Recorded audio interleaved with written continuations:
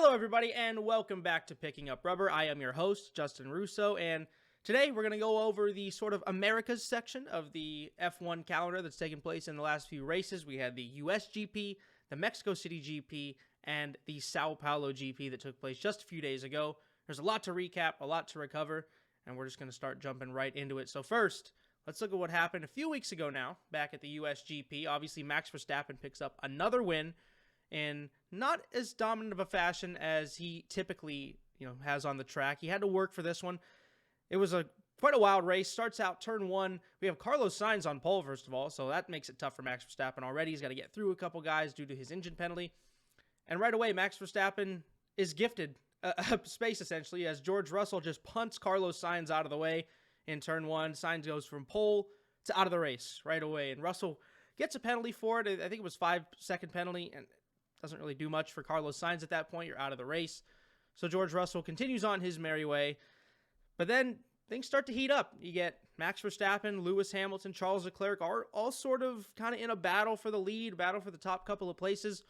And with a few safety cars in the mix, it ends up being Max Verstappen having to chase down Lewis Hamilton in the final laps. And after, we had one safety car, Valtteri Bottas goes off, creates a great opportunity for Charles Leclerc, who had been out extending his stint, gets a free pit stop, gets great track position, gets to pick up a few spots off of that. Then we have an insane restart where Fernando Alonso goes flying through the air on the back straightaway in his battle against Lance Stroll, who we're definitely going to get to because Lance Stroll has been in the center of a lot of controversies the past few weeks, and his driving hasn't been that clean. But Alonso gets into that incident. We have another safety car. A lot of things happen. Essentially, it ends up being Max Verstappen having to battle through both Leclerc and Hamilton to get the win. Max had a slow pit stop. He came into the pits ahead of Charles Leclerc with about 15, 16 laps to go on their last pit stops. Just a terrible stop. Took about 10, 11 seconds. He has to watch Charles Leclerc go into the pits in front of him and leave in front of him. So now he's got to get past Charles. He's furious with the team, but he keeps pushing on. They have a great battle at turn one where Charles is able to do a switchback and prevent Max from taking the position. But, of course, the Red Bull just had too much pace, and he eventually got past Charles. And then it was kind of a waiting game. It's kind of what we saw. It makes me think back to France last year, the French GP, where Max pitted for an extra set of tires late, and he just had to hunt down Lewis Hamilton, and you're just watching that lap ticker go down and down and down, and you're thinking, is he going to get him? Is he going to get him? And same thing happened here. Max's car just too fast for the Mercedes. Ends up catching up to Lewis, and once he gets into that DRS, it was over. He was able to breeze right past Lewis Hamilton. It was unfortunate. Obviously Lewis is trying to extend that streak. He's got to win every season that he's been in Formula One. Yet to get that win so far in 2022. Only one race left. A little spoiler, I guess, for the next couple of races. But Lewis still looking for that win. Max able to claim it off of him, and he wins a pretty crazy USGP. And as I mentioned, that Alonso and Stroll crash, Fernando Alonso and Stroll coming down the back straightaway off of a restart. Alonso goes to the left of Lance Stroll, trying to get to position on the back straight. Stroll, extremely bad move with Fernando Alonso already to his left. He goes left as well, totally dirty, and he causes Fernando's car to go flying through the air. It basically did a wheelie. You don't see that very often. Fernando does a wheelie on the back straight. Somehow Fernando was able to keep going, and I give him a ton of credit for that. Stroll was out of the race. He had rear suspension damage. No way he was going to keep going.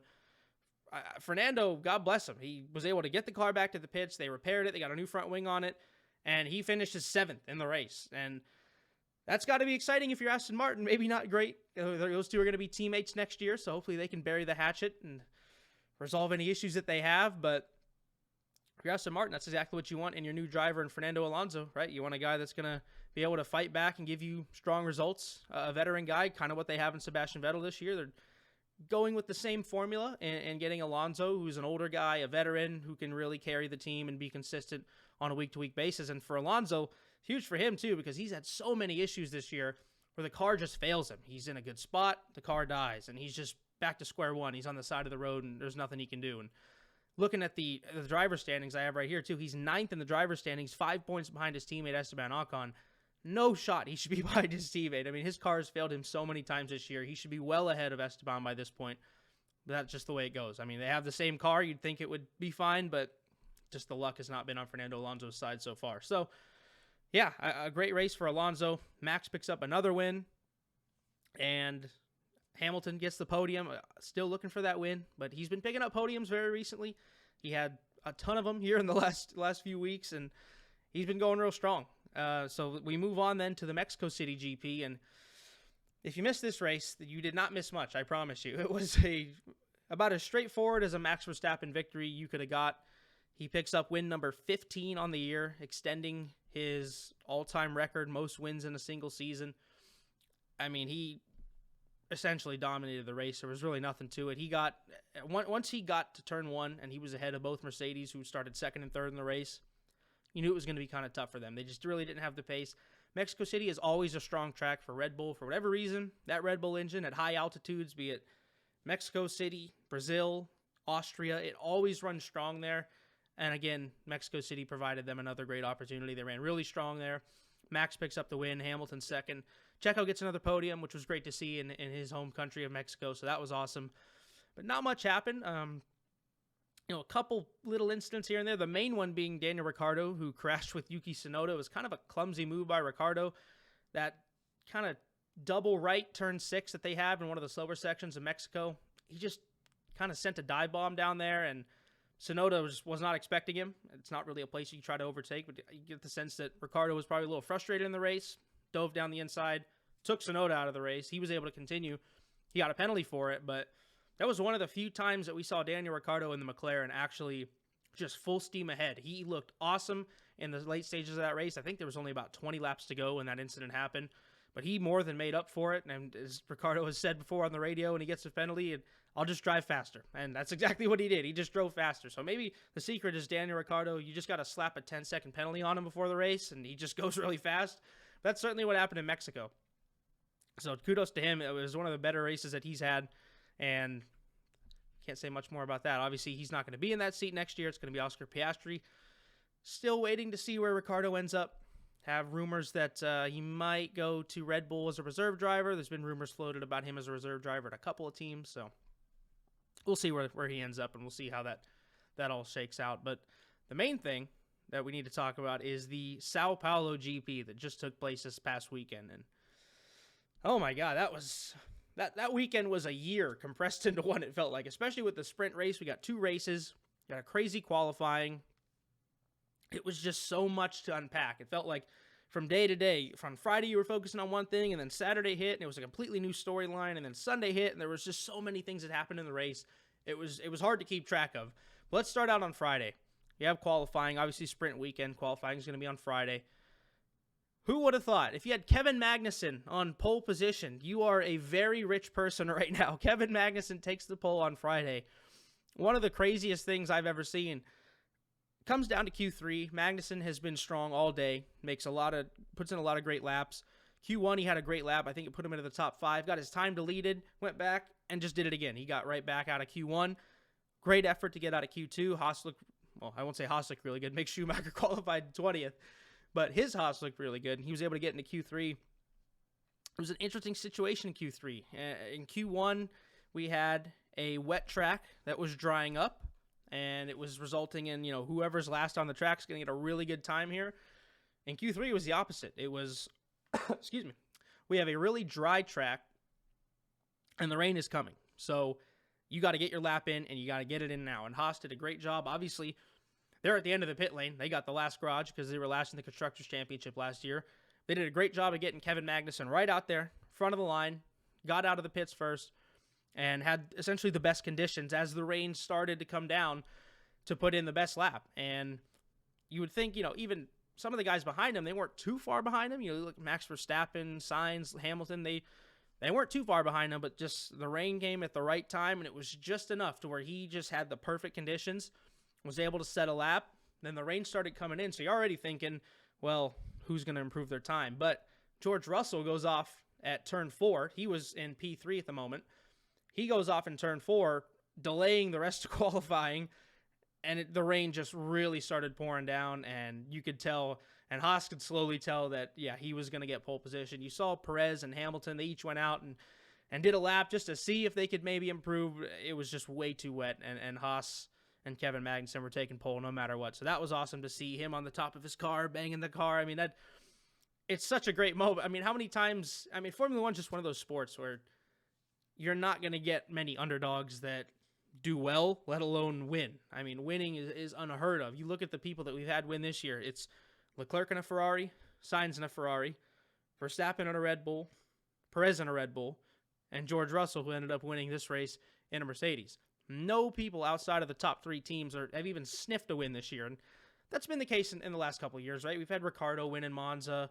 Again, Gasly in 2020 win in Monza. It's not completely unheard of, but those 2 races, it took such a ridiculous set of circumstances for those guys to win, including some of the top drivers to be knocked out of contention, to where it just does not happen very often. And this weekend, it was great to see. I mean, you kind of knew, everyone knew, right? Like, he's not gonna probably win the race unless something insane happens, because over a sprint or over an entire Grand Prix, the Haas just does not have the pace to keep up with these top 3 teams, and that's fine. And I think they knew that. But you got to celebrate every victory, right? I mean, how often at Haas do you get to celebrate points finishes, let alone pole positions or podiums? It does not happen very often. So it was great to see him on pole position. And of course, he was out of Formula One last year. He gets the late call after Mazepin is removed from the seat. They kind of just throw him in the car, and he does great this year. You know, he basically obviously outperformed Mick Schumacher. He's been right back to where he left, essentially, just a solid veteran driver. Maybe not in the best car, but he's doing the most that he can with the car. And it was just great to see for him. Great guy. And I think they said the 24th different country to be on pole position with him from Denmark. So another great stat there for all those people back in Denmark. But that was just Friday. And we're not even done with Friday. First of all, we got to talk about Ferrari, right? It's a joke at this point. I mean, everybody knows Ferrari's the butt of every joke. 10 cars in Q3, right? And as I mentioned, everyone's in that line. They're on dry tires, ready to get the last little bit of dry track they can before the rain starts to fall. And here you have Charles Leclerc on intermediate tires, just sitting there by himself, the only one on the intermediate tires. And you can tell he looks around. He asks the team, "Am I the only one on intermediate tires?" And they're like, "Yeah, but we think the rain's going to come, so just we're banking on it raining. You're going to be fine." Of course, he goes out, and the weirdest thing is that instead of bringing him right back into the pits and realizing their mistake and saying, "Okay, let's just get a set of dry tires on right now. We really are pressed for time before this rain comes to try to get a lap in," they just send him out there on the intermediate tires, and they just let him do a lap on the intermediates, where he's obviously slower than everybody else. He was getting passed by Checo Perez, or he was fighting with Checo the whole time because Perez is on dry tires. He's trying to get around Leclerc, and he can't because Leclerc is just fighting around on these intermediate tires, so that ruined his lap. And it just down the order, it was just so bad by Ferrari. You really just wonder what they're doing at this point, and there's really not much more to say about them. We know the dumb mistakes they consistently make, and that's another one this weekend. So thankfully, Carlos Sainz was able to salvage something out of it. He started pretty well, ended up getting a solid position for the sprint. He was carrying a 5-place grid penalty this weekend for a change to his engine, so he knew he was going to start a little behind, but nonetheless did a great job. And moving on to the sprint, let's talk about it, right? So obviously Kevin Magnussen starts on pole. Doesn't really last long. Guys start getting past him pretty quick. Max gets past him, Hamilton, Russell, Sainz, Perez. All the top 3 teams get past him. He kind of settled in nicely right below those top 3. I think he was in 7th or 8th. He was kind of chilling there, so he did a good job of keeping everybody else in the midfield behind him. But, you can't really expect much. He just has no pace compared to those other cars. One of the really weird things I noticed, not weird, but one of the things that I noticed, and I'm sure everyone noticed, is, Max was obviously, he started the sprint on the medium tires, and a lot of other people started on the soft tires. And of course, in the sprint race, it's essentially a 1/3 distance race. Do not have to make a pit stop. You just put a set of tires on and go. And whoever's the fastest wins the sprint. They'll get pole position for Sunday. Max was on the medium tires, and maybe the tire wear was just really light, but you were expecting, okay, maybe at the start, some of those soft tire runners, I believe both Mercedes were on the soft, some of those soft tire runners are going to start catching up to Max, and then they'll get by him.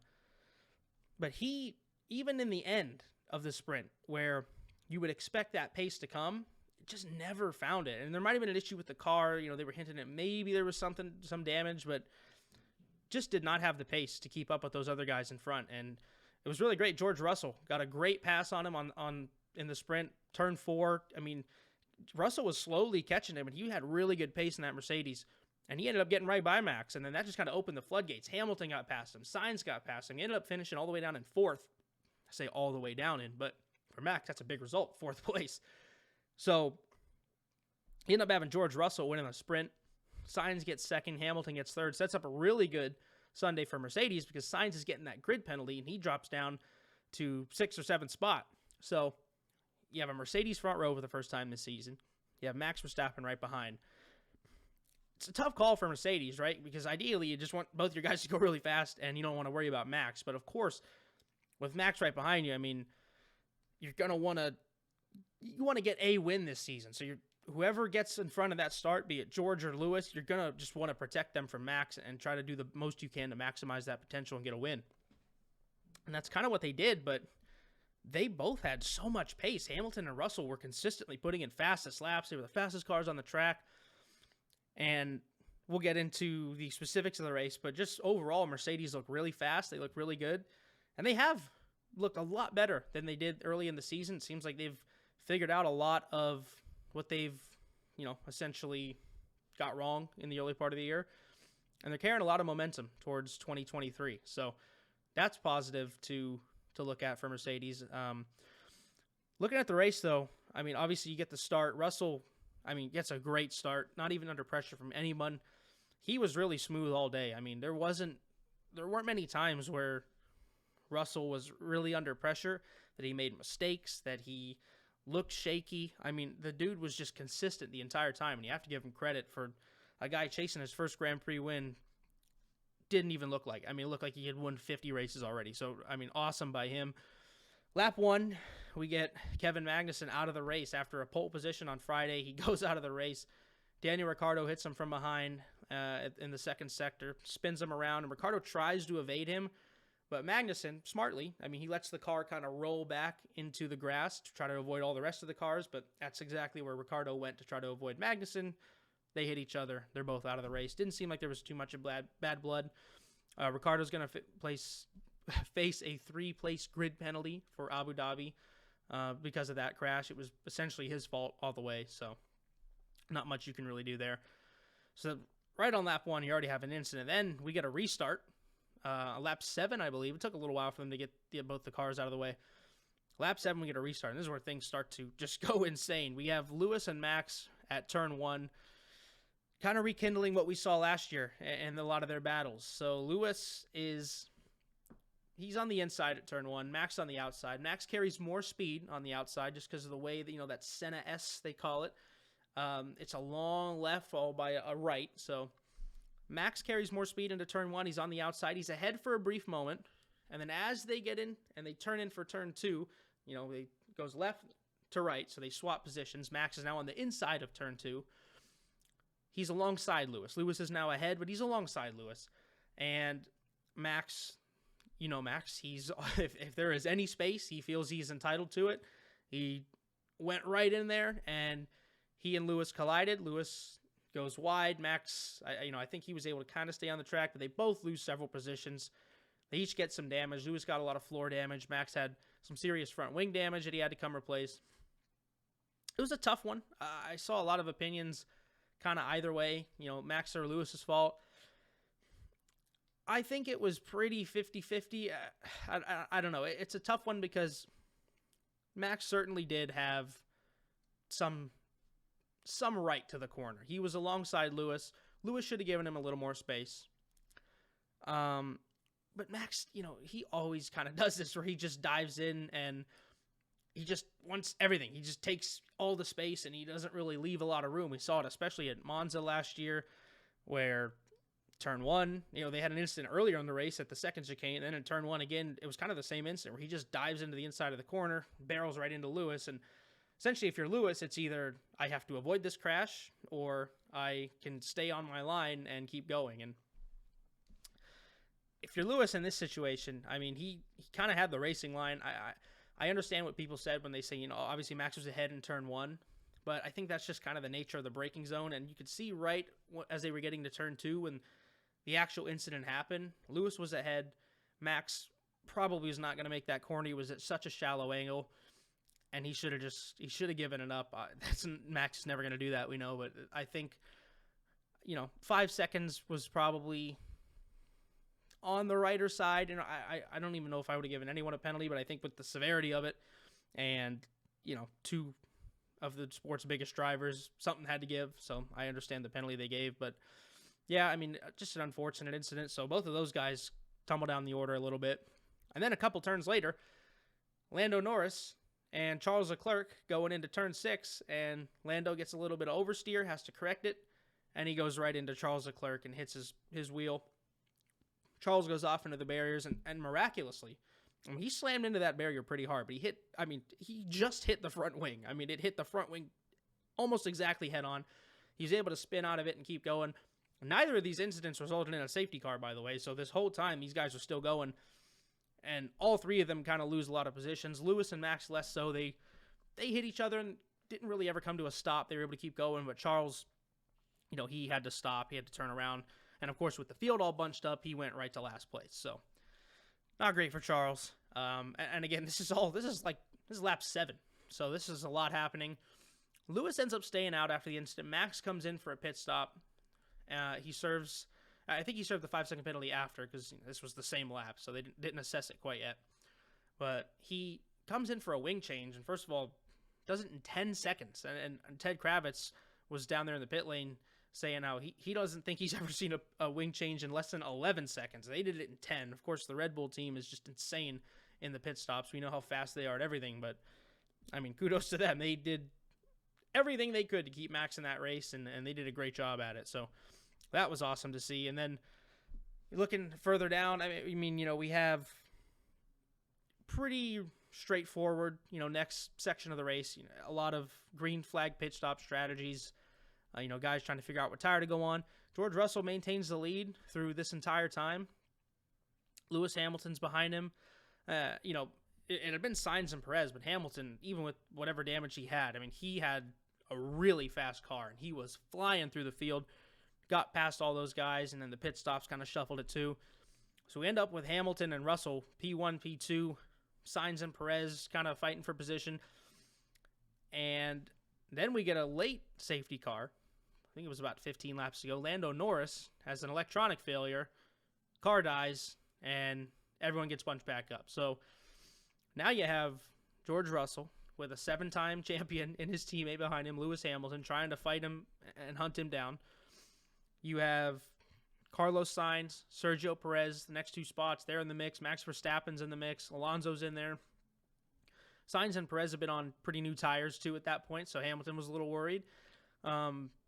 But they get the restart, and Russell and Hamilton pretty much check out. They're kind of running their own race, and not to say Perez and Sainz were super far behind. They were about 3-4 seconds behind, but those two were just clearly in a different league pace-wise. Mercedes looked really, really fast in Brazil, and they just kind of checked out. And then the story became, is George Russell going to be able to hold off Lewis Hamilton? I mean, again, 7-time champion teammate. You're looking for your first race win. You got to hold him off. And he did it brilliantly. I mean, what more can you say? He was awesome in the final stages of that race. He just got out of DRS range just enough. He was keeping Hamilton about 1.2, 1.3 seconds behind. And, I mean, I haven't looked at the lap times. They must have been so consistent because he was keeping Hamilton at just that same distance behind the entire time. So that was great to see. Hamilton even said after the race, he was super happy with P2 even. Congratulated George. George, as you can tell, I guess, George ends up going on to win the race. Great moment for him. Picks up his first Grand Prix victory. Lewis Hamilton picks up second. Perez had been caught out. He had newer tires, but he had medium tires, so he was kind of caught out in the end of that race. Sainz gets past him. Alonso gets past him. He kind of starts falling down the order. Now we have probably the biggest story of the weekend, a lot of the drama. So a lot of drama happens the last few laps, right? So on this last restart, we have Esteban Ocon being told by his team, do not fight Fernando. Fernando behind you. Fernando had worked his way up behind Ocon. He said, don't fight Fernando. He's on fresher tires. And they were pretty stern about it. They're like, are you clear? Do not fight him. And it was a little back and forth how Ocon said he wanted to get past the guy ahead, which was Vettel. But he said, I won't fight Alonso. I won't fight him. So and those two had some tussles as well earlier in the race. Alonso had to pit for a front wing because of an incident with Ocon. Those two have had a really rocky relationship the past few weeks, it seems, as they kind of navigate the last few races as teammates. Then, so you have Alonso getting past Ocon. That kind of sorts itself out. And then it settles in where you have Lewis Hamilton, George Russell up front, Sainz and Leclerc 3-4. Alonso works his way up to 5th, and then the two Red Bulls 6 and 7 just kind of really couldn't make up for anything. Max had, with all his pit stops, his penalties, he just really couldn't do anything.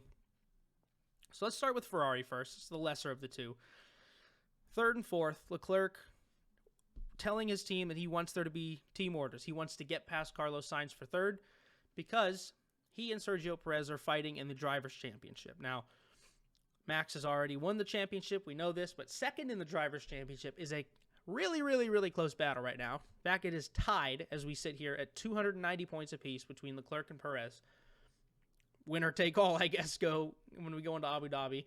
A lot less stakes than it was last year when it was for the championship. It's just for 2nd, but those two tied.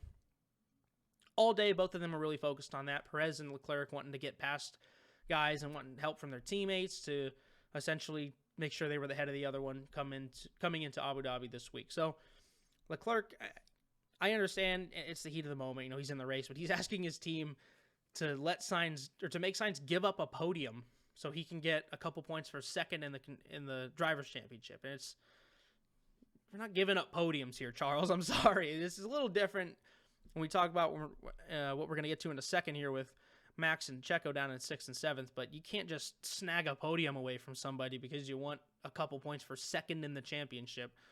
So I think Ferrari were right there to say, no, that's too risky. We're not going to do this. Sainz deserved that podium. He had been really strong all weekend, 2nd in the sprint, 3rd in the race. He was awesome. He deserved that.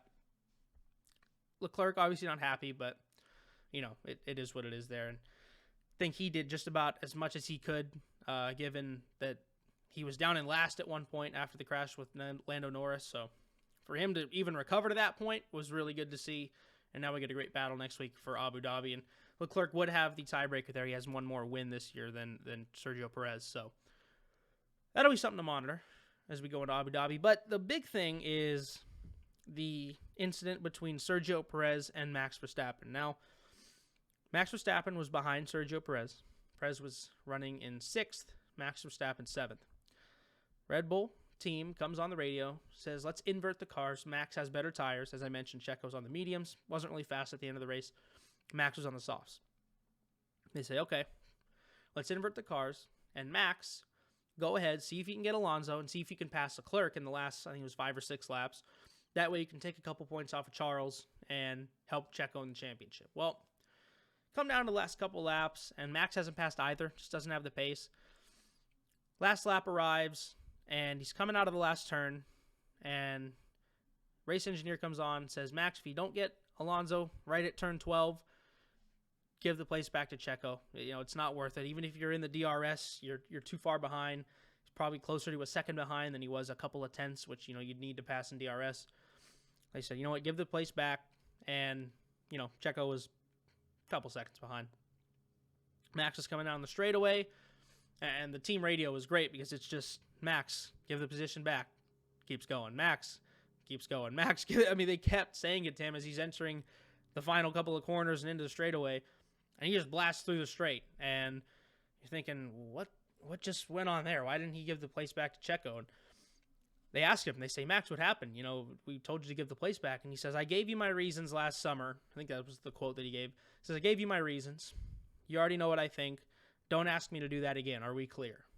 And it's just like, whoa, where did that all come from? And Checo on the radio, too, they even said, we're sorry about that, Checo. We told him we'll debrief it after the race. He says, well, that shows who he really is. So all of a sudden, two teammates who we thought were great. They worked well together. Obviously, we've seen what Checo's done for Max. Now there's all this commotion going on at Red Bull, and there's all this conspiracy nonsense going on, and came out, and obviously we don't know if this is confirmed. Max had an interesting answer in the post-race press conference, but there was a theory. If you remember back to Monaco qualifying, Sergio Perez was ahead of Max Verstappen in qualifying. The two Ferraris are 1-2, so this wasn't for pole position. Sergio Perez crashes in qualifying, Q3, final runs, and he crashes. Sainz ends up running into him, and it destroys anyone else's chance of doing a lap, especially Max Verstappen, who was probably going to improve and at least get ahead of Sergio Perez. At the time, nobody thought anything of it. Monaco was a very hard track. Crashes happen. And it wasn't like he was on pole position. He was just fighting for third. So it was really, there wasn't like that much to gain for Perez by crashing. He ends up crashing. Max obviously is mad.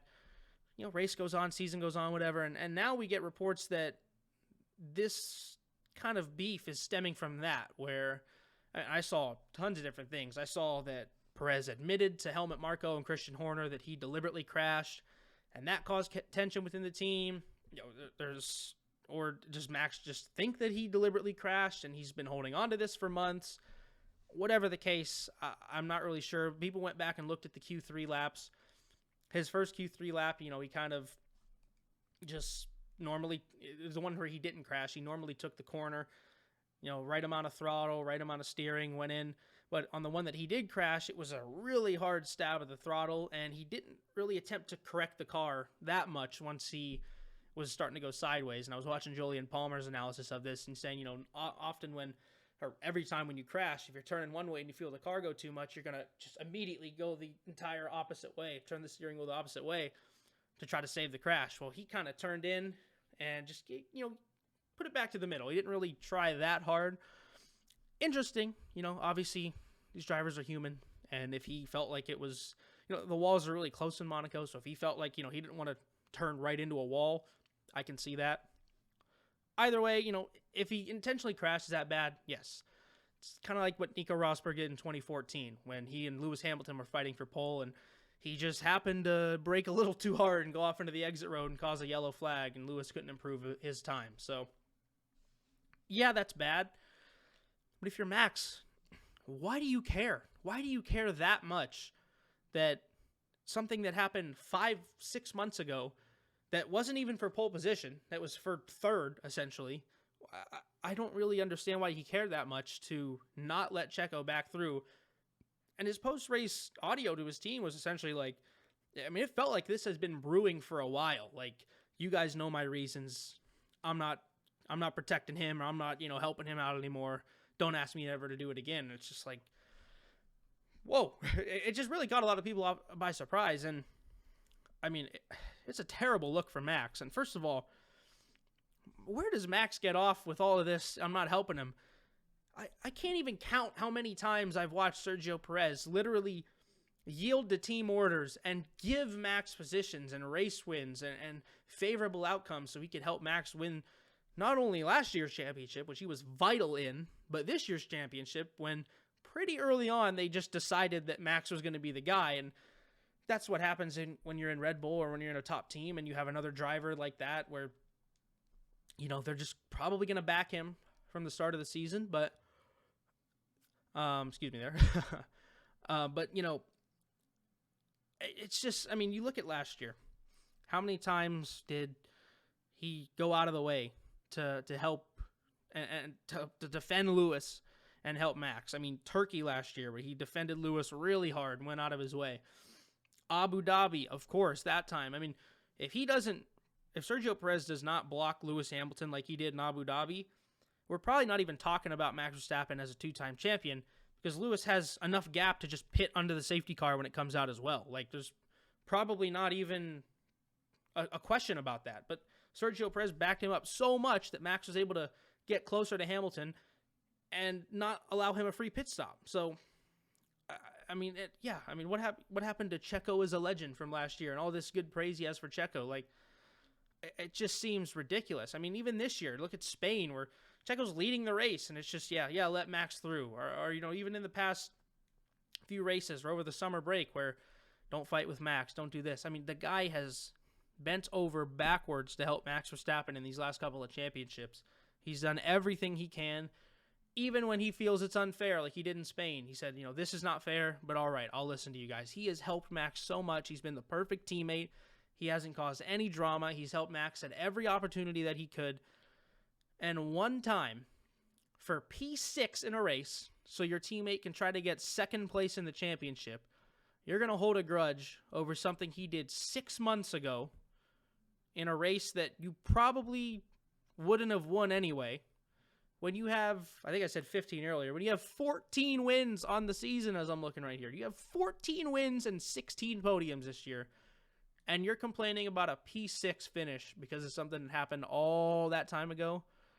I mean, dude, there is either a lot more that happened behind the scenes, or Max is just being completely irrational right now. What the hell are you thinking? You've just created this whole firestorm for Red Bull now, this whole PR nightmare over 6th place. There's one race to go in the season, and it just doesn't make any sense. There's not much more to say. I think it's pretty unanimous by everyone that Max made the mistake. He looks like a real dick in this situation, and it's just, I don't know what he's doing.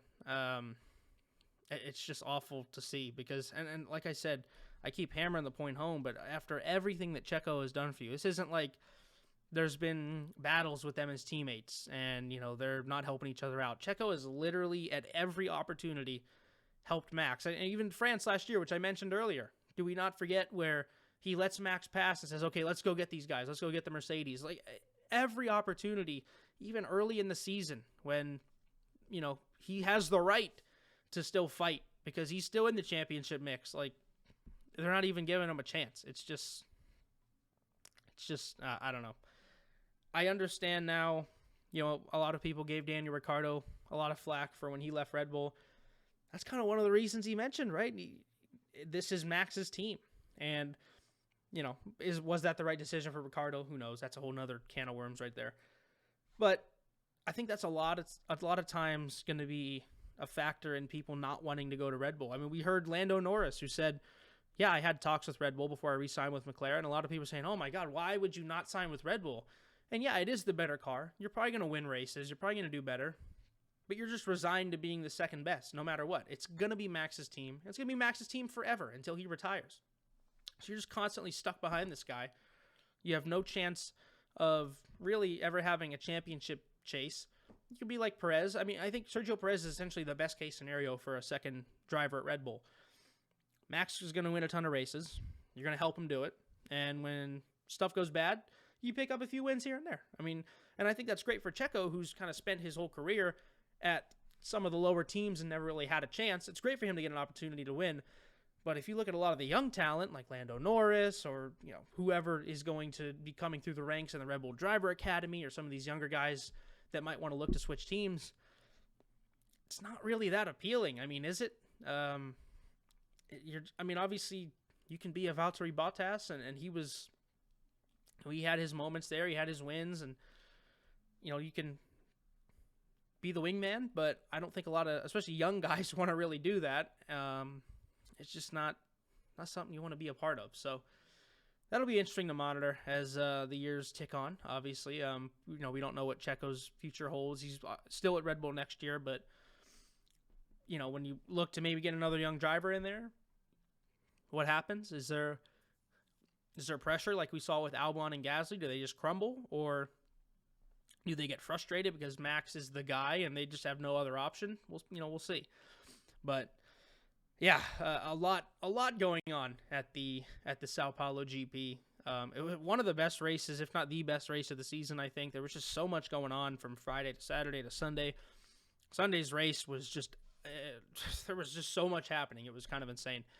And then again, as I mentioned, Alonso P5. He started in the bottom 5. He had a terrible sprint qualifying, again, because of some issues with Esteban Ocon. And he started way down the order, and he just goes out and gets a P5. He's had a really good couple of strong drives here lately.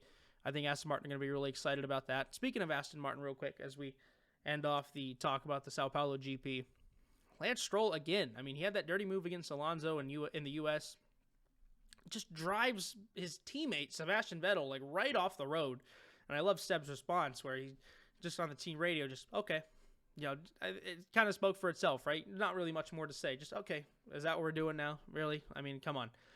So Lance has been kind of on one lately. And knowing Fernando Alonso, he is not going to take that very kindly. So if Lance wants to keep driving erratically like that, it's not going to probably end well for him, whether it's some internal issues or on the track issues end up kind of exploding there. But we'll see how that goes. Obviously, Alonso and Stroll next year are going to be teammates, so they have their history, but, hopefully if you're Mike Crack and Aston Martin and Lawrence Stroll, you can calm all the tensions over there and get those guys working together nicely. So real quick, too, to touch on, we have obviously the last race of the year this season, Abu Dhabi.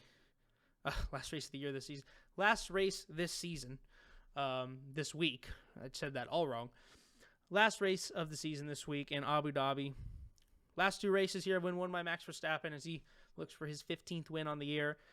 And very different circumstances. 2020 was more of a straightforward win. Obviously, last year had the last second pass after Lewis Hamilton dominated most of it. And we'll see. We'll see what happens. In 2020, it kind of foreshadowed Red Bull kind of getting back up to the front. That was a really dominant year for Mercedes, and Red Bull were able to pick up that last win, and it showed how close they were going to be in 2021, and they were. And last year, obviously, Red Bull wins the championship. They go out and dominate 2022. So, could be a big momentum swinger. We'll see. Lewis Hamilton and George Russell have looked really, really fast, especially in race trim the past few races. That's kind of been the theme for Mercedes. They had really struggled on the Saturday and picked it up on Sundays. But they were just always too far behind by the time they got to Sunday to do anything about the race. So now they got the qualifying settled down. They've looked really strong in the race. And with Red Bull, they haven't looked as dominant as they did, especially like throughout the summer when Max was just, every race was just a blowout victory. They're coming back down to earth a little bit. So I'm going to be really interested to see what the pace looks like for all the top three teams. I think things are starting to converge a little bit after they took really different philosophies on their car to start the year, and they've kind of all figured it out. Some of them stopped development early. Some have kept going. I think Mercedes, one of those teams that have kept going this year, trying to really figure out their car before they get to next year. So I'm hoping for a pretty close fight. Hopefully this will be the first time we see the new cars at Abu Dhabi. They did the rework of the track last year, hoping for more overtakes, but still had the old cars with a lot of dirty airs. Hopefully the guys can follow closer and get a lot of more exciting racing this year. And four drivers this will be either their last race in Formula One or temporarily their last race in Formula One, hopefully for some. Sebastian Vettel is retiring after this race.